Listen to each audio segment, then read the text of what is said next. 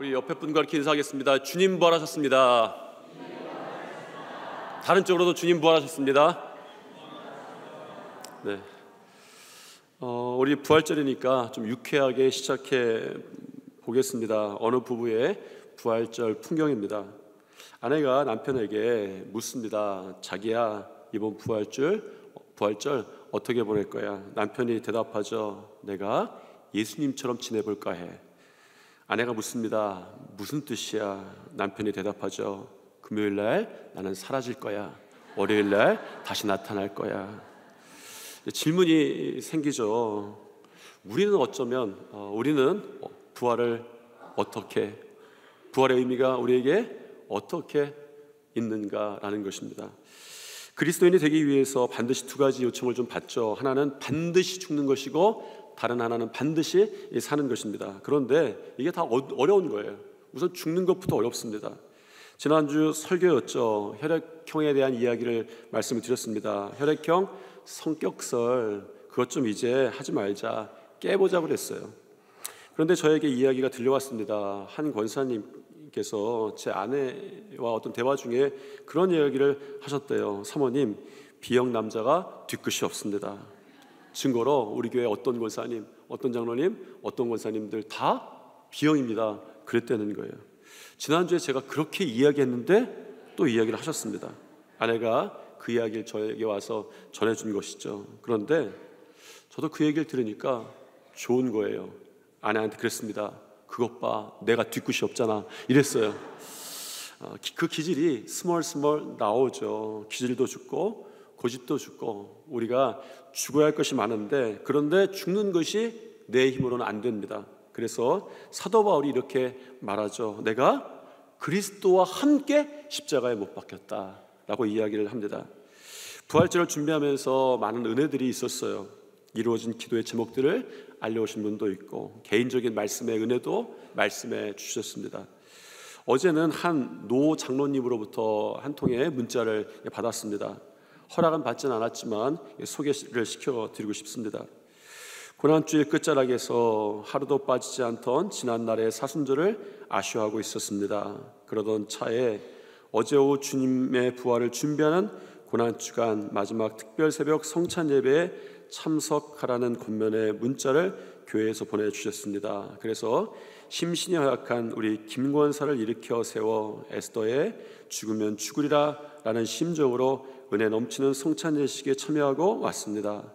주일 예배나 부흥 성회 때보다 3층 분당이 거의 꽉 차고 성령 충만한 열기가 뜨거워서 참 감사하다라는 글이었습니다. 저도 너무 잘 알죠. 육신의 쇠약함이, 육신의 움직임이 너무 힘드신 거예요. 마음속에 가장 와닿았던 것은 그 말씀 속에 지난 세월 동안 지켜왔던 사순절의 그 예배의 자리, 그리고 인생의 끝자락이지만 여전히 그 자리를 지키고 싶어하는 그 마음. 죽으면 죽으리라, 예수님 앞에서 죽으리라 그러면서 그 노부부가 그 새벽에 나오셨던 거죠. 아마 이런 고백이셨을 것 같습니다. 사도 바울에게도 나왔던 고백인데 이는 내게 사는 것이 그리스도니 죽는 것도 유익하니라 라는 말씀이죠. 예수 그리스도와 함께 우리는 죽음이 가능해졌습니다. 성경은 그 죽음 다음에 우리에게 다시 또 요청하는 것이 있습니다.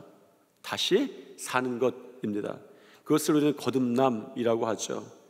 부활절이 되면 달걀을 나눠줍니다. 성경에 부활절에 달걀 나눠주라는 이야기가 있어요, 없어요?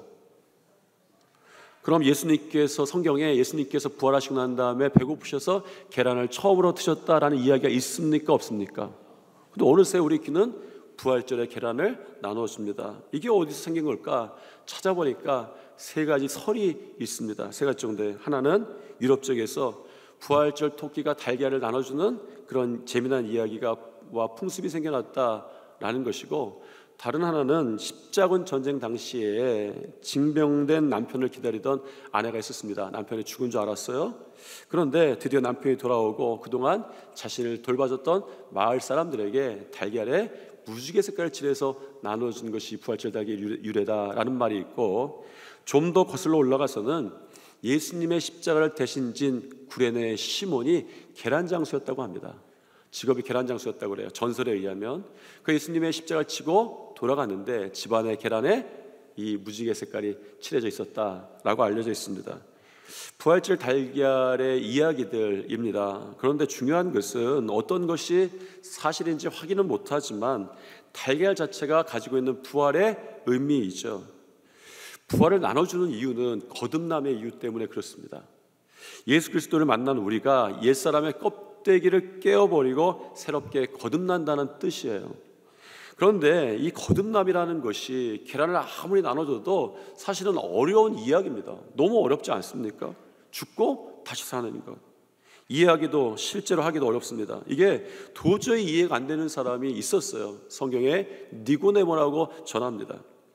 오늘 읽은 본문에 포함된 요한복음 3장에 보면 이스라엘의 선생 중에 선생이요 스승 중에 스승이라고 알려졌던 니고데모가 밤에 예수님을 찾아옵니다. 그리고 말하죠. 라삐여, 우리가 당신은 하나님께로부터 오시는 선생인 줄 아나이다.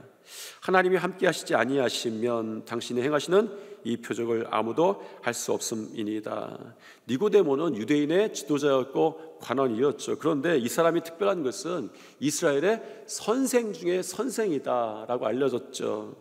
많이 아는 사람이었던 것은 분명합니다. 선한 일을 많이 했던 것도 같아요. 그리고 사람들도 선생 중에 선생으로 알고 있을 정도로 그런 영향력 있는 사람이었습니다. 그런데 다른 유대인 종교 지도자들과 다르게 니고데모는 하나님이 이 예수라는 청년과 함께 하신다라는 사실을 느끼기 시작한 거예요. 그것은 그 당시에 관원들에게서는, 유대인의 지도자들에게서는 도무지 볼 수 없는 그런 그 사실이었죠.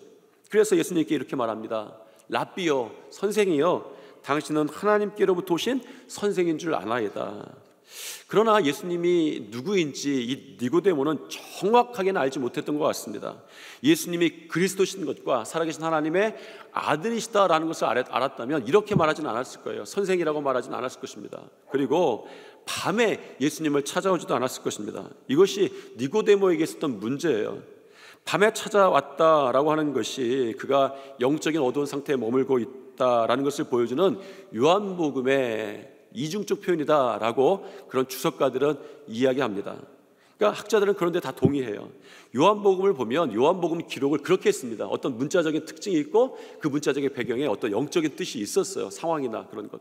그래서 이 밤은 그냥 밤이기도 하지만 그가 밤에 찾아왔다라는 말을 굳이 하는 이유는 그에게 있었던 한 가지 문제를 이야기를 하고 있는 거예요. 배경을 하고 있는 거예요.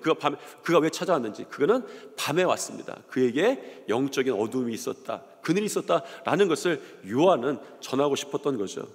예수님께서 그의 문제를 바로 지적하셨습니다. 예수님께서 요한복음 3장 3절에 보면 이렇게 말씀하시죠. 진실로 진실로 내게 이르노니 사람이 거듭나지 아니하면 하나님 나라를 볼 수 없느니라. 어느 날 니고데모가 찾아왔어요. 당신은 하나님이 보내신 선생인 줄 압니다. 알겠습니다 라는 말만 했는데 예수님께서 어떤 질문도 안 했는데 예수님께서 바로 그에게 말씀하시는 거예요. 왜? 그에게 있는 영적 그늘에 대해서 알고 계셨던 것이죠. 그는 이스라엘의 관원이었고 이스라엘의 선생님이었지만 그는 아직 영적인 권세 그늘 아래에 있었던 사람이다라는 것이었습니다. 왜 그렇습니까? 내가 거듭나지 않았기 때문이다 라는 거예요.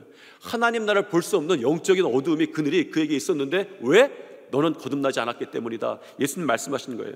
여러분, 선생 중에 선생이라고 지식이 많다고 하나님 나라를 보는 것이 아니라는 말씀입니다.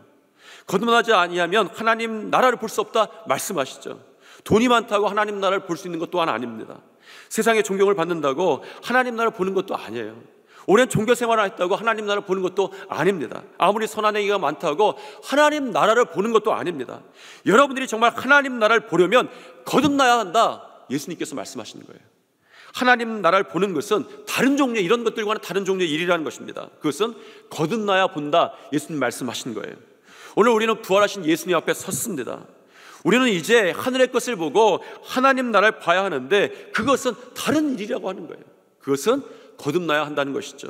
내가 무엇을 해야 되는 것이 아니라 거듭나야 된다라는 것입니다. 이 부활절에 우리에게 던져지는 질문이 그런 거예요. 내가 거듭났는가? 우리 사순절 기간 동안에 웨슬레이 표준 설교집 그 길과 같이 걸어왔습니다. 오늘 사순절 기간의 마지막 부활절 설교에 함께하는 웨슬리의 설교가 있습니다. 웨슬리의 표준 설교 중에서 신생이란 제목이 붙은 설교예요. 신생, 새롭게 태어남, New Birth라는 거예요. 이런 부활절을 염두에 두고 웨슬리가 했던 설교는 아닙니다. 그냥 사람들에게 가서 했던 거예요. 신생, 거듭나라, 다시 태어나라 했던 이 웨슬리의 설교입니다. 웨슬리는 왜 거듭나야 하는가라는 질문에 이렇게 대답합니다. 왜 우리가 거듭나야 할까? 믿는 사람들이 왜 거듭남에 대해서 또 이야기해야 될까? 거듭나지 않으면 영적인 의미에서 눈은 있으나 보지 못한다 라는 것이죠. 하나님으로부터 태어나지 않고 자연 상태에 있는 동안 인간은 영적인 의미에서 눈이 있으나 보지 못합니다. 영적이거나 영원한 것과 같은 하나님의 것에 대해 참된 지식을 가질 수 없습니다. 그러므로 그는 살아있으나 죽은 사람입니다. 눈이 어두우면 문제는 보이나 해답은 안 보인다는 거예요. 그러나 하나님으로부터 태어나는 순간에 그때서야 모든 감각기관의 총체적인 변화가 시작된다라는 것이죠. 하나님의 사랑을 볼 수 있는 믿음의 눈이 그때 거듭나야 그때서야 열린다는 거예요. 선한 목자의 음성을 들을 수 있는 영적인 귀가 거듭나야 그때서야 열려진다는 것이죠. 그래서 거듭나라 이야기합니다. 예수님이 이렇게 말씀하시죠. 육으로 난 것은 육이요 영으로 난 것은 영이다 이렇게 말씀하셨어요. 그래서 우리가 반드시 이렇게 질문해야 합니다. 여러분은 거듭난 그리스도인이 맞습니까? 라는 거예요. 우리 옆에 분과 한번 그렇게 한번 질문해 보죠. 당신은 거듭나셨습니까? 다른 쪽 보고도 한번 물어보시죠. 우리 할 때 당신은 거듭나셨습니까? 어떻게 될까요? 이 질문이 점점 줄어들죠. 물론 이 자리에서 손을 들어보시라고 말씀은 안 드리겠지만 이 질문은 우리 모두가 반드시 답해야 하는 너무나도 중요한 질문이다라는 것입니다. 18세기 영국 대각성 운동을 일으켰던 부흥사였던 조지 휘필드가 그 시대에 자주 했던 설교가, 가는 데마다 설교했던 설교가 제목이 당신은 거듭났습니까? 라는 설교였어요. 오늘 보면 똑같이 요한복음 3장 가지고 사람들에게 당신은 거듭났습니까? 당신은 거듭났습니까? 그와 함께하던 친구가 하도 당신은 거듭났습니까? 설교하니까 너는 왜 이렇게 자주 당신은 거듭났습니까? 이 설교를 하느냐? 그랬더니 조지 휘필드가 그 친구를 보면서 내가 거듭나야 되기 때문이다 이렇게 대답했다고 하는 거예요. 예수님이 니고데모에게 말씀해 주고 계신 것이 그것이었습니다. 이스라엘 승 중에 승이었고 선생 중에 선생이었고 지도자 중에 지도자였는데 밤의 시간을 보내는 니고데모에게 내가 거듭나라 말씀하신 것이죠. 그런데 이 얘기를 듣고 나서 니고데모가 깜짝 놀란 거예요. 예상을 못했죠. 니고데모는 이미 다시 태어나기는 너무나도 늙었기 때문입니다. 그리고 예수님께 얼마나 당황했는지 이런 질문을 던져요. 어떻게 하기로 태어날 수 있겠습니까? 어떻게 모태에 다시 들어갈 수 있겠습니까? 이것은 우리에게도 의아한 일입니다. 어떻게 거듭날 수 있는가? 이런 말에 대답하기는 쉽지 않습니다. 그런데 예수님께서 그 니고데모에게 이렇게 대답해 주셨습니다. 내가 내게 거듭나야겠다는 말을 놀랍게 여기지 말라. 이 말에 해답을 주셨어요. 거듭나라라는 말의 헬라어 원어는 위로부터 나다, 하늘로부터 나다, 다시 나다, 이런 원어의 뜻이 있습니다. 그러니까 요한 웨슬리가 요한복음 3장 이 말씀을 가지고 신생이란 설교에서 말씀을 전하면서 다시 태어나는 방법에 대해서 아주 정교하고 철학적인 어떤 다른 설명을 기대할 필요가 없다 이렇게 이야기합니다. 사람이 모태 속으로 다시 들어갈 수 없다고 이야기해요. 문자적으로는 의미로는 다시 태어나는 것은 불가능하다 이야기합니다. 그러나 위로부터 성령으로부터는 가능하다는 거예요. 위로부터 다시 나는 것이, 성령으로부터 나는 것이, 하늘로부터 나는 것이 거듭날 수 있다는 것입니다. 그래서 웨슬리가 이야기하죠. 위를 쳐다보라, 예수 그리스도를 쳐다보라 라는 것입니다. 여러분, 제가 아주 좋아하는 설교자가 있어요. 너무나도 좋아요. 찰스 스펄전이라는 설교자입니다. 아마 찰스 스펄전의 이 말씀을 했던 설교를 가지고, 이 사람을 가지고 아마 우리 시리즈로 말씀을 나눌 때가 언제 있을지도 모르겠습니다. 이 스펄전이 빅토리아 여왕 시대의 19세기죠. 그때 활약했던 가장 알려진 설교자였습니다. 지금도 가장 잘 알려진 설교자예요. 그 사람의 별명이 설교의 황태자였어요. 별명이 좋죠. 너무 좋죠. 설교가. 저는 평생 가도 이런 별명 못 받을 줄 믿습니다. 제가 저를 잘 압니다. 아멘 안 해주셔서 감사해요. 스펄전이 설교의 황태자니까 남은 자리가 하나 있긴 한데 설교의 황제예요. 근데 거기는 도저히 못 갈 것 같습니다. 그래도 제가 하나님 말씀 잘 전했다, 전창희 목사는 하나님 말씀 진실되게 전했다라는 문구가 나중에 묘비 한 구석에 그렇게 쓰였으면 좋겠다, 이런 생각을 합니다. 그런데 찰스 스펄전은 말씀을 진실되게 전했을 뿐만 아니라 아주 잘 전했어요. 그래서 그 당시에 사람들에게 저 사람은 설교의 황태자라, 이런 별명을 누구에게나 다 들었습니다. 그러나 그는 가장 유명했던 잘 나가는 설교자였지만 그는 동시에 가장 무거운 짐을 지고 있던 자였다라는 거예요. 여러분, 그것은 우울증이었습니다. 그는 종종 자신을 감옥 속에 있는 죄수라고 막 울부짖었어요. 나는 감옥 속에 있는 죄수다, 막 울부짖는 거예요. 갑자기 나와 같은 고통을 겪어야 하는 걔가 불쌍하다라고 말할 정도로 그가 우울증이 너무나도 심했던 때가 있었습니다. 그 우울증의 이유가 여러 가지가 있었죠. 그의 어두움에는 여러 가지 이유가 있었습니다.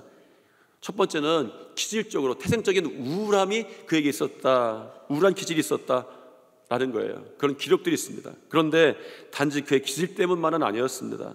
그는 또한 어떤 질병이 있었어요. 그 질병 가운데 있을 때는 그의 말입니다. 몇 주 동안 우울함의 깊은 물속에 잠겨 있었다, 이렇게 표현할 정도로 큰 질병이 있었던 거예요. 그 질병이 우울함을 만들었어요. 그는 많은 실패를 했습니다. 그 실패 가운데 사람들과의 관계가 있던 거예요. 그는 사람들에게 유명했고 사람들에게 사랑받는 대중적인 설교자였는데 반대로 많은 사람과의 관계에서 관계가 실패했어요.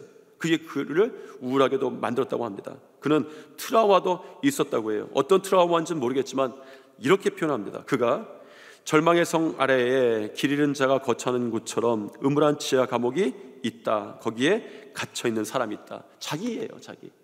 저 절망의 성 저 지하에 길 잃은 자가 갇혀있는데 거기에 그게 자기다.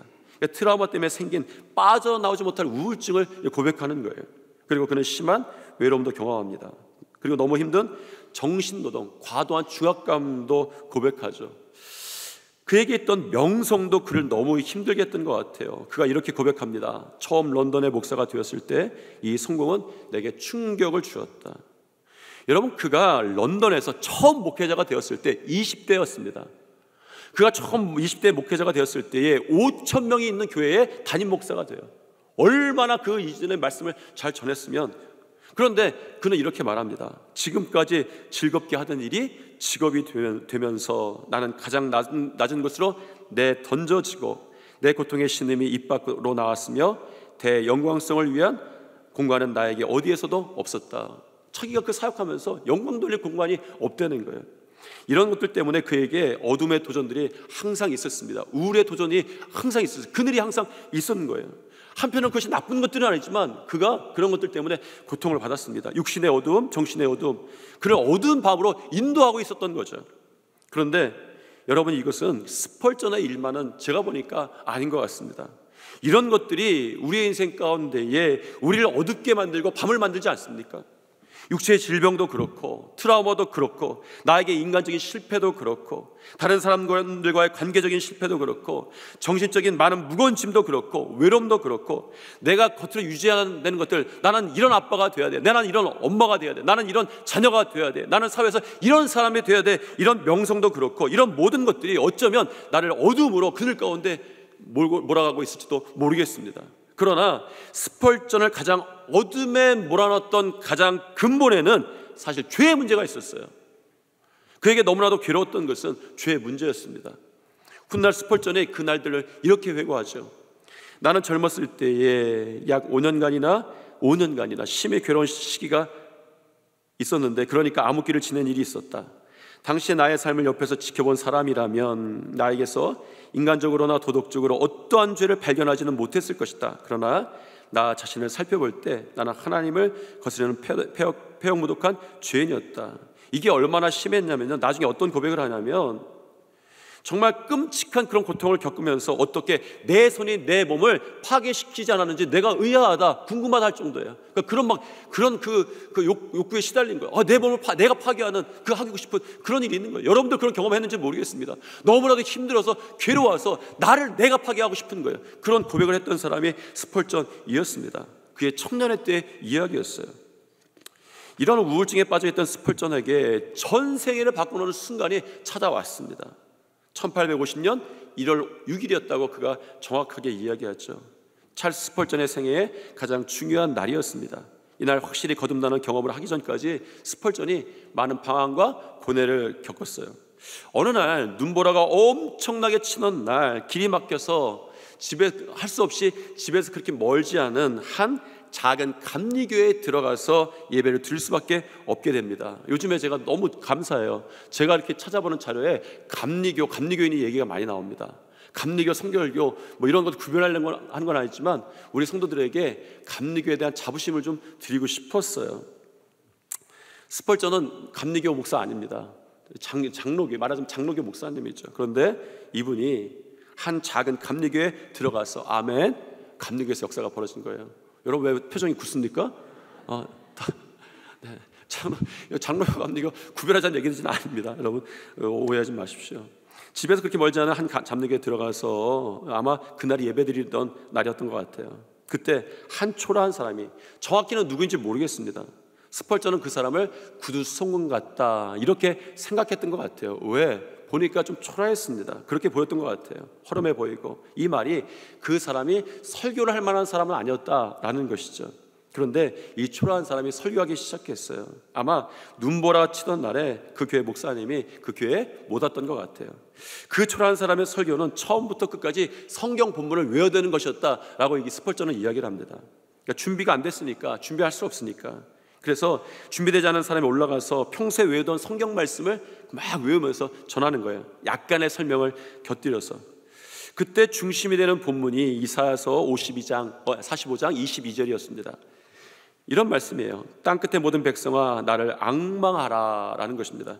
제가 읽어드리는 건 개역 성경입니다. 지금 사용하는 성경은 아니에요. 그런데 이 앙망이란 단어 때문에 제가 개역 성경을 좀 가지고 왔습니다.